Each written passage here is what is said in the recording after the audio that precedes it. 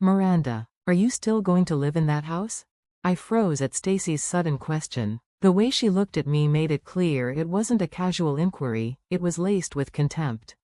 What? Yes, I replied cautiously. She smirked, tilting her head. You don't hold back from us, do you?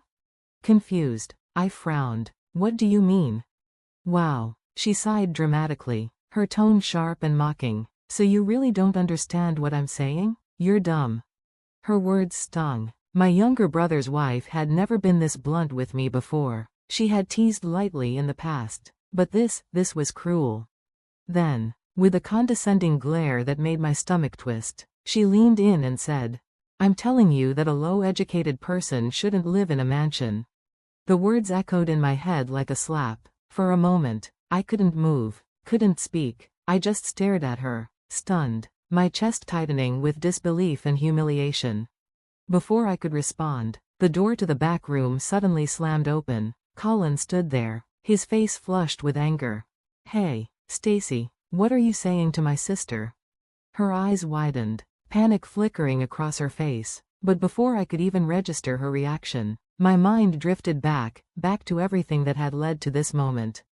My name is Miranda. I'm 30 years old, a business owner, and, by choice, still single. For most of my adult life, I poured everything into my career. Work came first, always. It was easier than navigating relationships, easier than opening my heart.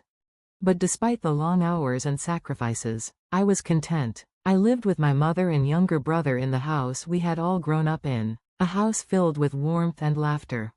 That laughter, however, dimmed 3 years ago when my father passed away after a long battle with illness. His death shattered us. For me, it was unbearable to live alone in the small apartment near my office, so I packed my things and returned home. My mother needed me, and truthfully, I needed her too. Colin, my younger brother by 5 years, had just graduated from university at the time. He was starting his first job, filled with ambition, but instead of moving out, he chose to stay with our mother. We became each other's support system, all three of us clinging to one another as we slowly learned how to live with the emptiness my father left behind. Last year, we renovated the house. New siding, fresh paint, a modern kitchen, polished wooden floors, and cozy bedrooms. We wanted to breathe new life into the place, not just for comfort, but to give my mother joy again. She loved it. I often caught her humming softly while cooking, moving gracefully around her dream kitchen. It felt like we had created not just a house, but a sanctuary. And then, when we thought life couldn't surprise us anymore, Colin announced he was getting married. I'll never forget the sparkle in his eyes the night he told us. Over dinner at a high-end restaurant, my mother and I nearly suffocated him with questions. How did they meet? Who was she? What was she like? Her name is Stacy, Colin said, his cheeks turning pink as he sipped his drink. She works as a receptionist at one of my business partner's offices. I couldn't resist teasing. I hope you're actually working there, and not just flirting with the receptionist. Colin groaned, rolling his eyes. Of course I was working. Yeah, right, I smirked. Sure you were serious.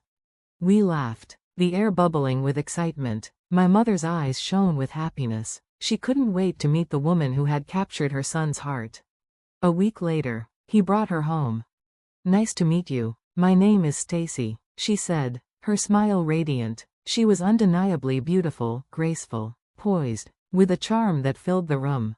That night, my mother and I sat with them in the living room, gently peppering her with questions. To my surprise, Stacy was warm, open, and even a little playful. She told us how she had made the first move, striking up conversation with Colin during one of his visits. It was she who had pushed the relationship forward, and Colin had shyly admitted that he was grateful for her courage.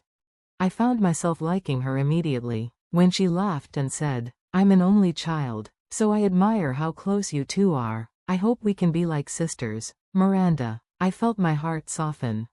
From that moment, I welcomed her. She joined our meals often, complimenting the house, helping in the kitchen, laughing with us like she'd been part of the family all along.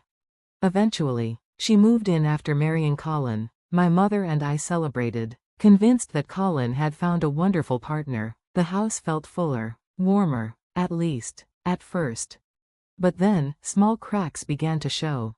It started innocently enough. During a girls' night when my mother, Stacy, and I shared drinks at home. Colin was out with friends, so it was just the three of us. We laughed. We reminisced, until Stacy suddenly asked, "By the way, Miranda, where did you go to college?"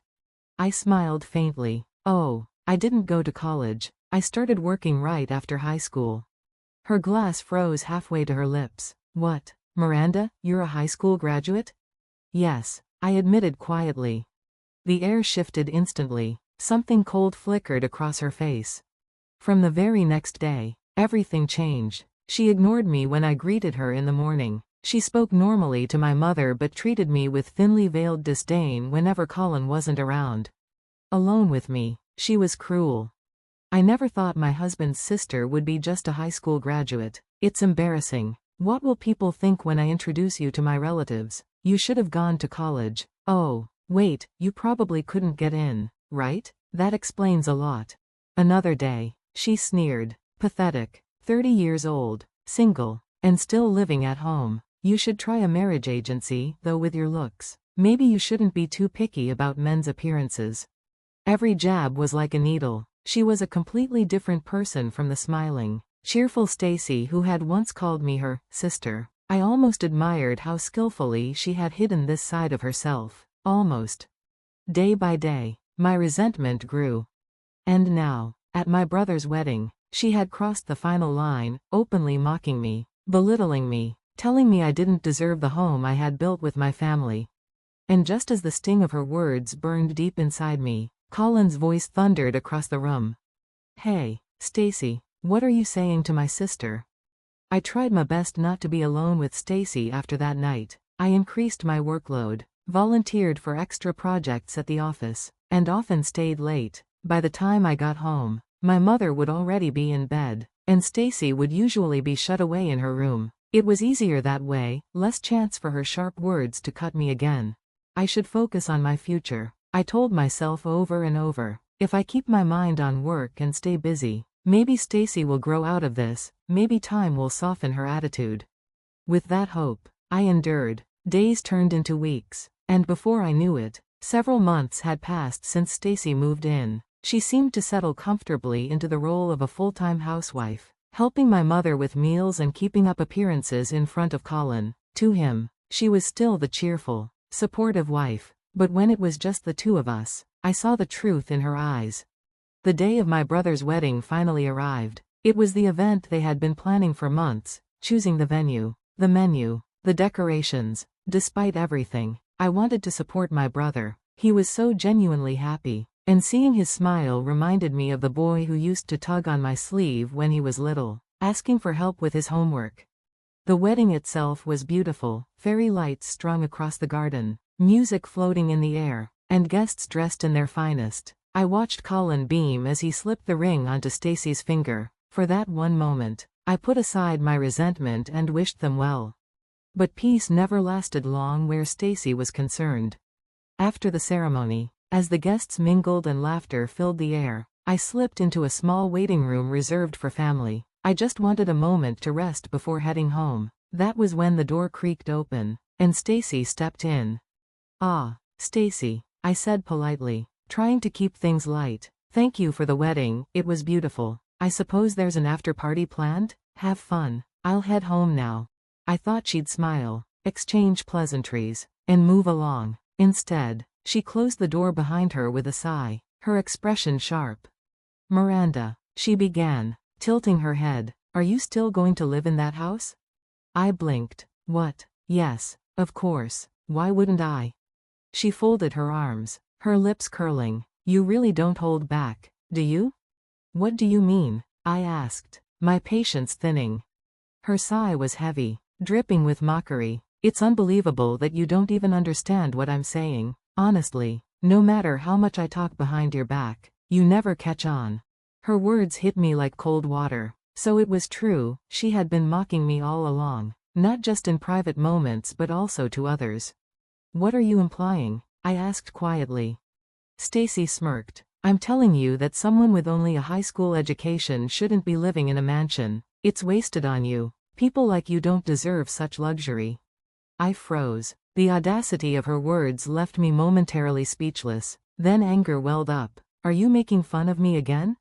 She raised her eyebrows. I'm not making fun of you, I'm stating facts. It's pathetic. Really. A high school graduate. Single. Living in a house you didn't even buy. You should have some shame. I clenched my fists. Oh my God. You are so annoying. If you hate it so much, maybe you should leave. Get out of the house and don't come back. The room went still. Then, suddenly, the back door slammed open. Stacy. Colin stood there, his face red with fury. See Colin. Stacy stammered, eyes wide. How long have you been standing there? Long enough, he snapped. From the moment you asked my sister how long she planned to stay at home, I heard everything. Tell me, Stacy, have you been talking to her like this the whole time? No. It's a misunderstanding. Misunderstanding? His voice cracked like a whip. You admitted it yourself. You've been speaking ill of her behind her back, judging her worth by her education, her title, her status. Is that how you choose people? Is that why you chose me, because of my job, my degree, my salary? Stacy's mouth opened and closed, but no sound came out. I looked at my brother, torn between relief and sorrow. Finally, I spoke. Colin, are you sure you want to stay married to Stacy? Someone who disrespects people this way could drag you down, not just personally, but even in your career. We're newlyweds, Stacy suddenly shouted, her voice shrill with panic. There's no way we're divorcing just because of her. Miranda, you don't have the right to interfere. You're just a high school graduate who probably earns half his salary. He's an elite employee at a booming IT company. What could you possibly know? Her words spilled out like venom, but they betrayed her. For the first time, Colin saw her clearly. He turned to her, his eyes cold. Do you even hear yourself? Stacy, she's not just my sister, she's the president of the company I work for. Stacy's face drained of color. What? That can't be. She is, Colin said firmly. Miranda started that company in college. She gave it up to focus on her business full-time. She might not have a degree, but she built everything with her own hands. The house you enjoy so much? She paid for its renovation. If anyone has the right to live there, it's her. Stacy's jaw trembled. I didn't know. If I had known, I never would have. Exactly. I cut in sharply. You judged me based on nothing more than a title. Now you've revealed your true self. And for the record, the house is mine. If anyone needs to leave, it's you. Her knees buckled, and she fell to the floor. Colin, please, don't leave me. I'll apologize. I'll do all the housework. Anything, just don't divorce me. But Colin's decision was already made. He shook his head slowly. Trust is like glass. Once it shatters, it can never be the same again. Stacy, this marriage is over. No, she cried. But he turned and walked out, ignoring her desperate sobs. The wedding that was supposed to mark a new beginning for my brother ended in disaster. Within days, he filed for divorce, hiring a sharp lawyer who handled everything swiftly. Stacy resisted at first, but her pride was broken. Word spread, and the woman who once flaunted her status was now a laughingstock, divorced only days after her wedding. One evening, Colin sat beside me in the living room, his expression thoughtful but calm. Miranda, he said quietly, you saved me. You showed me who she really was. Next time, I'll marry someone you can trust too. I smiled faintly, my chest swelling with both pride and sorrow. Maybe one day, I too would find someone who truly valued me, not for my education or status, but for who I was. For now, though, I was content. It was just the three of us again, my brother, my mother, and me, sharing laughter in the house I had fought to protect.